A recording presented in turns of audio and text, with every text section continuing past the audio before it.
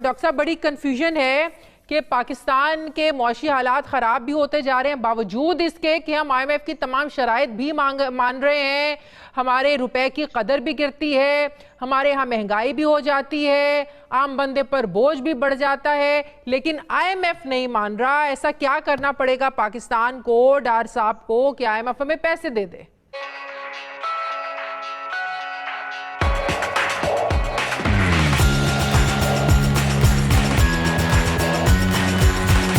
पाकिस्तान की जो मौशी कश्ती है ये पिछले एक साल से भंवर में फंसी हुई है। इस बहरान से निकलने के लिए पाकिस्तान बार बार दोस्त ममालिक और IMF को पुकार रहा है कि हमें बचा लें, हमारी कश्ती पार लगा दें, मगर किनारे पर खड़े दोस्त ममालिक भी अब IMF की तरफ देख रहे हैं कि मदद करें या ना करें।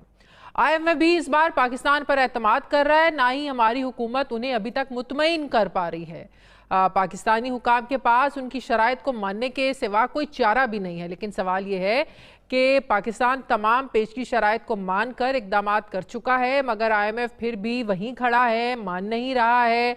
पाकिस्तान से इस बार इतनी सख्ती क्यों की जा रही है? डॉलर्स मिलना तो दूर, अभी तक हम IMF के साथ जो स्टाफ लेवल मुआहदा है उस पर भी दस्तखत करने में कामयाब नहीं हो पा रहे हैं। वजारत ख़जाना तारीख पर तारीख दे रही है, मुआहदा हो नहीं रहा है।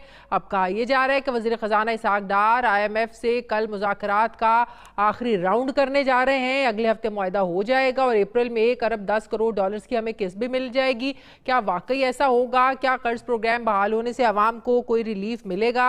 ऐसी कौन सी रुकावटें हैं जो IMF को पाकिस्तान को डॉलर्स देने से रोक रही हैं, या ऐसी और कौन सी शराइत हैं जो हम मान नहीं रहे हैं या मान सकते नहीं हैं?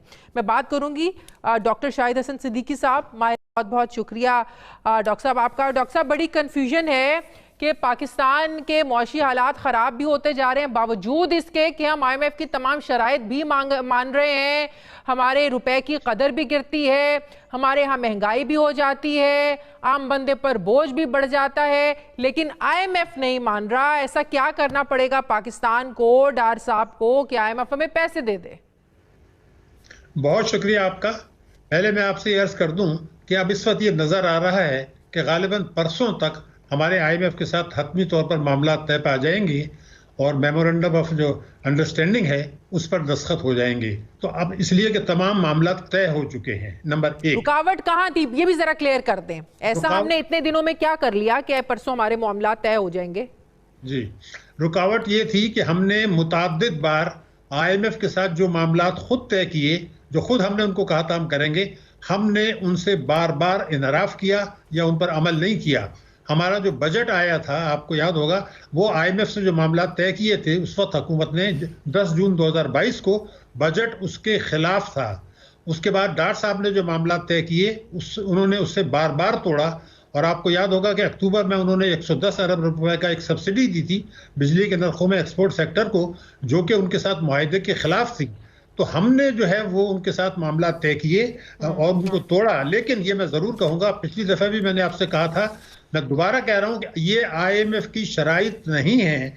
और अब ये बात वाज़े तौर पर इसलिए भी सामने आ गई कि मैंने जब आपके प्रोग्राम में ये बात की थी तो पिछले हफ्ते स्टेट बैंक के गवर्नर ने आके वाज़े तौर पर यह ऐलान किया कि हमने जो डिस्काउंट रेट बढ़ाया है 17% से 20%, ये IMF की शर्त नहीं है। और मैं यही बात मैं आपसे फिर कह रहा था कि जब आप अफरात-ए-ज़र या महंगाई को जो चंद महीनों में 21% से 31% पर ले जाएंगे, 31% महंगाई होगी, तो डिस्काउंट रेट अगर 17% है तो इसका मतलब होगा कि 14% मनफी हो गया, 14%।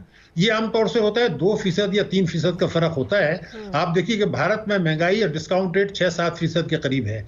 बांग्लादेश में महंगाई और डिस्काउंट रेट 6 से 7% के करीब है। हमारे यहाँ थोड़ा चूंकि महंगाई ज्यादा थी तो डिस्काउंट रेट ज्यादा था। लेकिन जब आप 17% से 31% महंगाई कर देंगे तो ये कैसे हो सकता है कि आप उसको ना बढ़ाएं? वो तो पूरा इकोनॉमी आपकी डिस्टॉर्ट हो जाएगी। तो ये जो कुछ तबाही व बर्बादी आई है, मैं बार बार कह रहा हूं कि ये गठजोड़ था हमारी हुकूमतों का, हमारे इदारों का, जिसमें स्टेट बैंक भी शामिल है, FBR भी शामिल है, सूबाई हुकूमतें भी शामिल हैं, मौजूदा हुकूमत भी शामिल है, साबका हुकूमत भी शामिल है, सियासतदान भी शामिल है। डॉक्टर साहब, तय होने जा रहे हैं, ये स्टाफ लेवल का मुआहदा भी अगर हो जाता है, हमें पैसे भी मिल जाते हैं, तो इससे किस हद तक स्टेबिलिटी आएगी हमारी इकोनॉमी में? सबसे बड़ा फायदा जो होगा वो ये होगा कि जो लोग इस वक्त बहरान की संगीन बहरान नजर आ रहा है वो आपने खुद इस्तेमाल किया था, टलेगा, कुछ अरसे के लिए टलेगा, और मैं आपसे मुत्तफिक हूं। संगीन बहरान कुछ अरसे के लिए टलेगा, मुश्किलात और चैलेंजेस बरकरार रहेंगी, महंगाई बढ़ेगी, मईशत की शरह अच्छा, मतलब ये है कि महंगाई कम होना तो दूर की बात, थमेगी भी नहीं, उल्टा बढ़ जाएगी। इसमें कोई शुबे की बात ही नहीं है। इसलिए कि हमने जो अभी आईएमएफ से मामला तय किए हैं, मैं उसको शर्त नहीं मानता, उसमें यह था कि अगले माली साल में भी हम बिजली के नर्ख बढ़ाएंगे। देखिए ना, वो इसलिए कि आपके जब लाइन लॉसेस बढ़ रहे हैं, आपका जो है आपके बिल अदा नहीं हो रहे, करप्शन हो रहा है, तो ये सारे जो है नुकसानात जो हैं ये आवाम के ऊपर आप डाल रहे हैं, और आपने कहा है हम डालेंगे, क्योंकि आप बिजली की चोरी भी रोकना तो नहीं इसका चाहते। मतलब ये हुआ कि इस साल का जो बजट होगा ये आईएमएफ बजट होगा, शराइत से भरपूर होगा, आम आवाम को कुचलने वाला बजट होगा, जो हर दफा होता है। इस बार ज्यादा हो जाएगा थोड़ा? नहीं, इसमें ऐसा होगा कि पहली बात तो ये कि मैं तो इसको आईएमएफ का बजट नहीं कह रहा, मैं तो कह रहा हूं जो मामला हमने उनके साथ खुद तय किए हैं। मैंने आपको बता दूं दोबारा कि आईएमएफ की एमडी ने ये ऐलान किया है, जो सारी दुनिया में पब्लिश हुआ है, कि हमने पाकिस्तान से ये कहा था कि आप मालदार लोगों पर टैक्स लगा दें, मालदार लोगों की आमदनी पर टैक्स लें। हमने कहा कि नहीं जी, वो तो हम नहीं कर सकते, मालदार लोगों से कैसे लेंगे, हम तो अशिया पे लगाएंगे, यानी जीएसटी बढ़ाएंगे। तो आपने तो खुद कहा कि हम जीएसटी बढ़ाएंगे 17 से 18, आपने तो खुद कहा, और वजीर खजाना ने कहा है कि हमने बिजली के नर्ख इसलिए बढ़ाए हैं कि हमारे रुपए की कदर गिरी। तो आपने रुपए की कदर तो गिरी नहीं थी, आपने तो गिराई थी, क्योंकि जो मुतवाजी मार्केट थी, सट्टेबाजी हो रही थी, उसमें मुतवाजी मार्केट में 30-40 रुपए तक का फर्क था इंटरबैंक मार्केट से। हम तो कहते हैं कि डॉलर्स हमारे पास है नहीं, तो जो खबरें आए रोज हम देखते हैं, सुनते भी हैं कि डॉलर है लेकिन यहाँ से स्मगल हो रहे हैं अफगानिस्तान, उसको हम रोकने में नाकाम क्यों है? तो हमारी अपनी गलतियां हैं। देखिए, गलती तो नहीं, अब स्मगलिंग अगर रोकते नहीं है उसको मैं गलती तो नहीं कहूंगा, लेकिन सवाल ये पैदा था, क्या हम रोकना चाहते हैं, क्या हम सट्टेबाजी रोकना चाहते हैं? स्टेट बैंक ने अब से कई महीने पहले ये कहा था, और सबसे पहले मैंने कहा था कि जी ये सट्टेबाजी हो रही है, बैंक इन्वॉल्व है, एक्सचेंज कंपनीज इन्वॉल्व है। बाद में साबित हो गया, और वजीर खजाना ने कहा जी बिल्कुल ये सट्टेबाजी हुई है, आज तक तो किसी के खिलाफ एक्शन नहीं हुआ। तो क्या हम रोकना चाहते हैं वाकई, या हम ताकतवर तबकों को नवाजना चाहते हैं? मैं इसलिए आपको बता रहा हूं कि पाकिस्तानी कौम जो है ना, वो सियासत में असल में उलझ गई है। मैं आपको ये बताऊं कि 28 फरवरी 2022 को $1 177 रुपए का था, 177, आज 282 का है। लेकिन आवाम के नुक्ते नजर से आप ये बताइए कि जब आप $1 की इंपोर्ट करेंगे तो आपको 177 रुपए के बजाय 282 रुपए में पड़ेगा वो, फिर उस पर हुकूमती कस्टम ड्यूटी भी बढ़ जाएगी। तो जब आप $70 अरब का इंपोर्ट कर रहे हैं और उसको 177 से 282 पे ले आए, तो आप तो खुद देखेंगे ना कि आपकी महंगाई कितनी बढ़ेगी। डॉलर नीचे आने की कोई सूरत नहीं है। हम लाना नहीं चाहते हैं, लेकिन मेरे ख्याल से अब उनके हाथ से निकल गया। अगर अक्टूबर में, मैंने उसमें भी कहा था, अक्टूबर 2022 में आईएमएफ से ये मामला तय कर लेते, तो उससे डॉलर 210 पर आ सकता था और पेट्रोल के रख नहीं बनाने लेकिन समझ में नहीं आती डॉक्टर साहब के जहन में उस वक्त क्या प्लानिंग थी जिसको वो इम्प्लीमेंट नहीं कर पाए, जो आईएमएफ के बगैर चलना चाह रहे थे। उनको इतना कॉन्फिडेंट था कि वो कहते थे डॉलर तो 200 पे मैं लेके आऊंगा। ऐसी क्या प्लानिंग थी, आज तक हम समझ नहीं पाए किस कॉन्फिडेंस पर वो इतनी बड़ी बड़ी बातें करते थे। नहीं, मेरे ख्याल से ना समझने की कोई बात नहीं है। अक्टूबर में जिस वक्त ये मौका था कि वो कर लेते आईएमएफ के साथ मामला, तो उन्होंने ये किया कि 110 अरब रुपए की सब्सिडी दे दी जो आईएमएफ के साथ मामला के खिलाफ थी।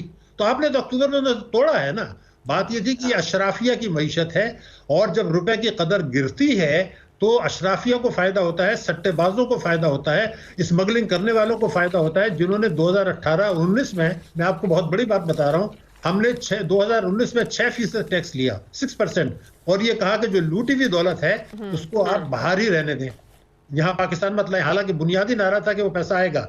अब आप ये बताइए कि आपने उनको 6% टैक्स ले लिया, अब आप उनसे ये कह रहे हैं कि आप 1 साल के लिए हमारे पास पैसा रखे हैं, तो हम आपको 7.5% जो है वो आपको मुनाफा या सूद देंगे, 7.5% सालाना, और वो यहाँ पैसा लाने के लिए तैयार नहीं है, हालांकि वो 2% पे। तो पाकिस्तानी जिनके पास कोई 175 अरब डॉलर हैं, ओवरसीज पाकिस्तानी, वो भी पाकिस्तान में 7.5% पे पैसा नहीं ला रहे, हालांकि बाहर उन्होंने 2% पे रखा है। बहुत बहुत शुक्रिया।